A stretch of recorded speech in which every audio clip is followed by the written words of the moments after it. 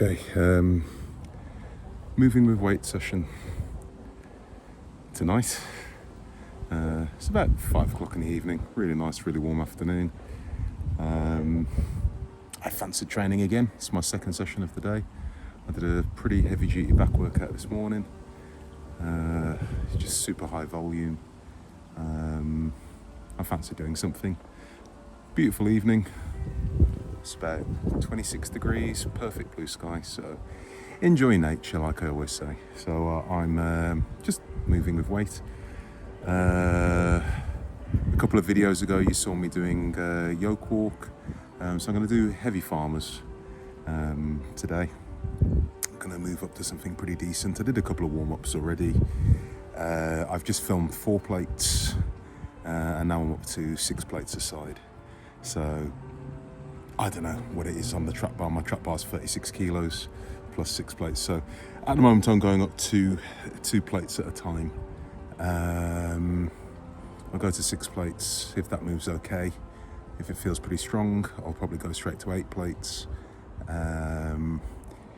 If it feels heavy on the pickup, I might take my time and go to 7. I was going to play it by ear really. I'm using a high handle pickup. So it's pretty straightforward. To be fair, after this, I will probably put a bumper plate underneath it as well, just to make the pickup easy. Because I'm not really trying to worry, or I don't really want to worry about deadlifting it. Because all being well, today I'm going to be getting up towards 400 kilos if everything goes according to plan. Certainly in the high 300s. So I don't really want to worry about deadlifting it up, but you know, we'll cross that bridge when it comes to it.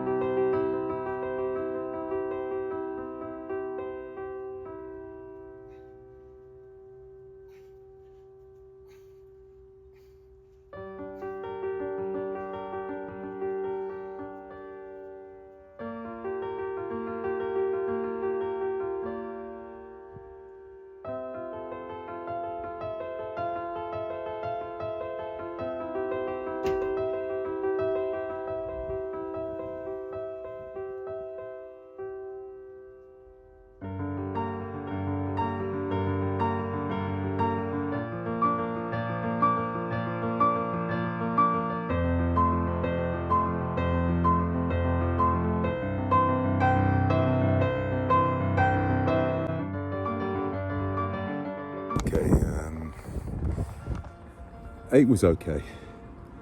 I'm not going to jump up 2 plates at a time now. I'm going to go to 9 plates, see how that feels. And then, I don't know. So 9 plates will take me close enough to 400 kilos, I think. The pickup was way easier on the bumper plates, so that was a bonus. So yeah, give 9 plates a try.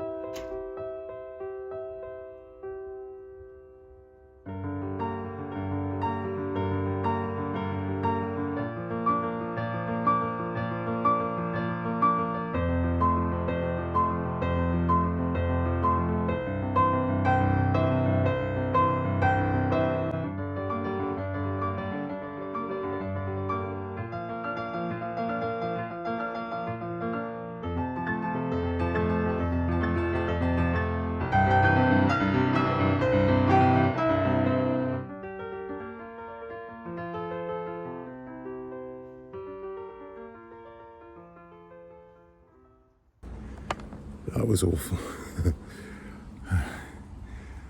All right, I'm gonna catch my breath and I'll check back in with you. Okay, that was awful. That was really hard.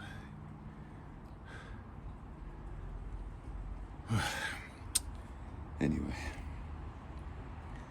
I had a slight change of plans. I actually ended up throwing an extra 10 kilo plate on there to take it up over 400 kilos. What I actually did, you'll see that I ended up picking it up off the ground rather than off the bumper plates, which was my original plan. My garden's on a slight slant, and or certainly this end of the garden where I was picking up from is on a slight slant, and as the weight got heavier, it was getting harder and harder to put the to get it to actually balance on the plates. And then I put 9 plates on there, and it just kept on rolling off, and the effort I was having to make to try and balance it was just ridiculous. So in the end I just kind of lost my patience and just said, oh well, I'll just deadlift it off the ground. But in the process of doing so, I ended up having to pick it up and deadlift it once. I deadlifted the 9 plates in the process of trying to sort the plates out. And what I did then is almost treat that like a warm-up set of sorts. So I thought, you know what, bang on the extra 10 kilos and then that'll take it up considerably over 400 kilos. So let's think. If it was in a normal Olympic bar or standard bar, 9 plates in a 10 is 400 kilos. My trap bar is 36 kilos, so add on another 16, so that would be 416 kilos. That was. And I managed to go down my garden and back, which was pretty cool. I don't know exactly how many meters it is from where I was picking up. I'd imagine 10-12 meters each way, thereabouts. It was heavy.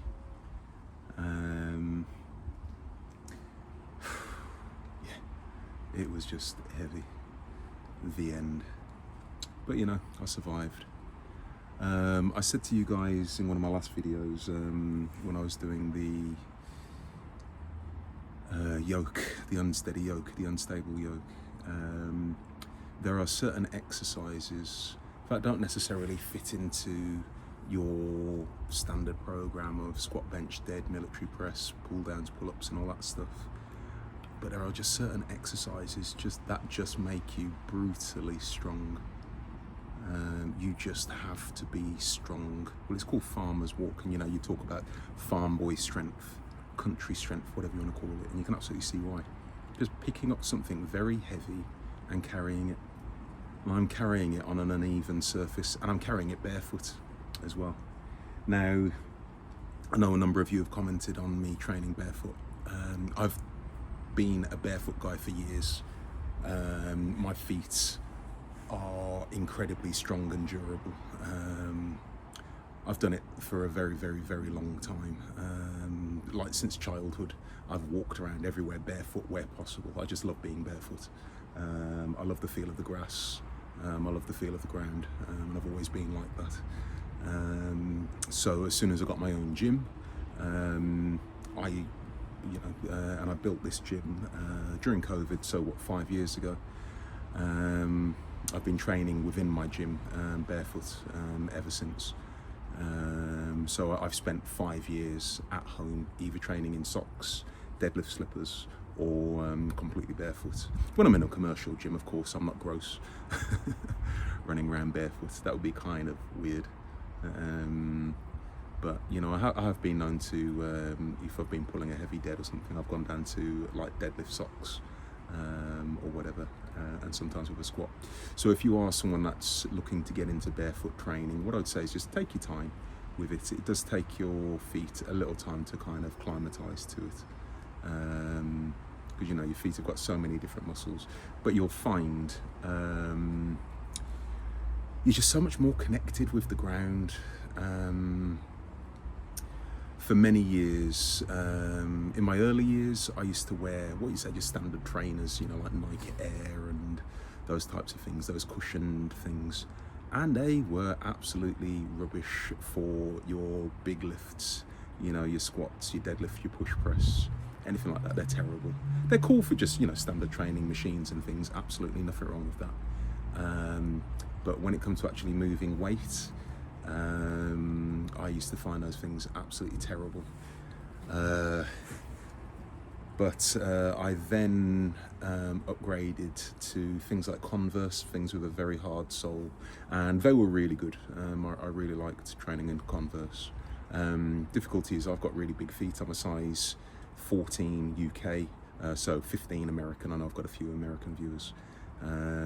So I've just got very big hands, very big feet. As I said, I'm a size 14 in the UK, 15 in America. So just getting Converse and things like that because Converse are quite tight fitting, I always find it very, very uncomfortable, to be honest with you. Vans and those types of things, and I'd have to spend ages breaking them in. So as soon as I got the opportunity at home to train barefoot, I was there.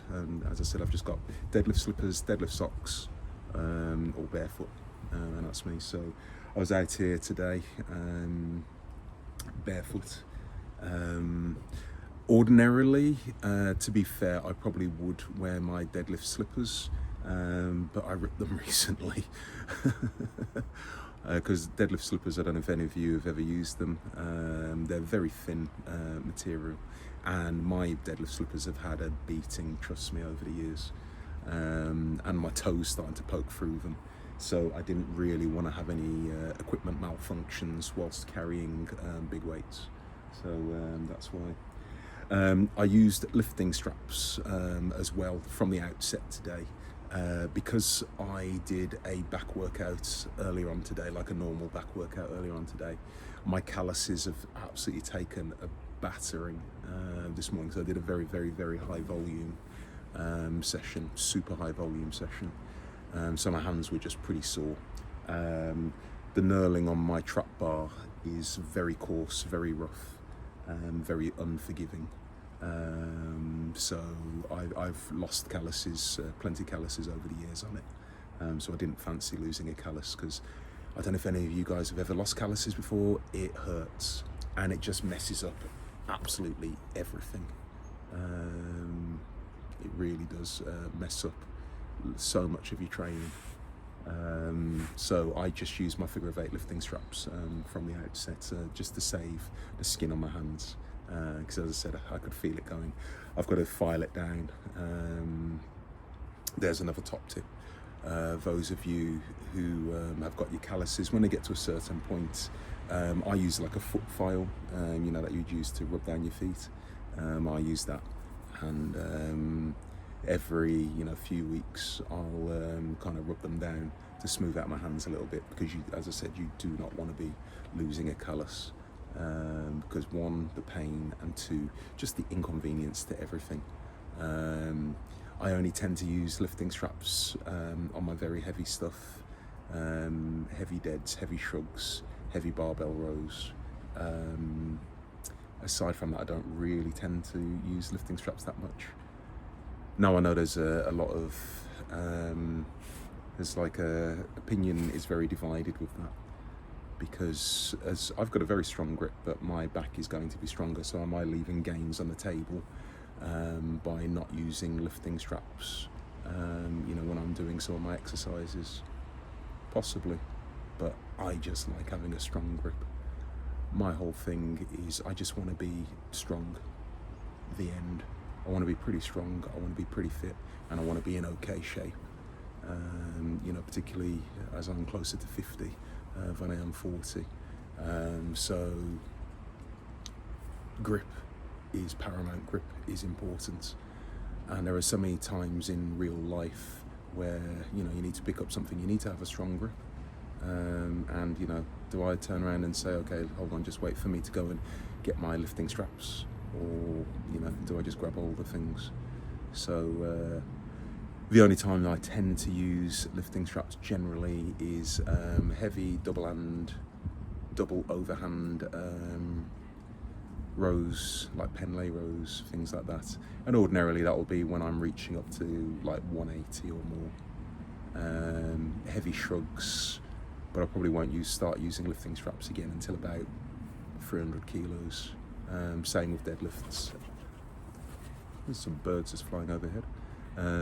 Same with deadlifts. I don't tend to use lifting straps until I'm up to you know, 300 plus, and just depending how the skin on my hand is feeling.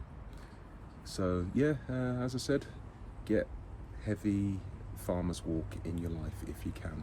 It involves so many muscles that you don't even know, that you can't even name.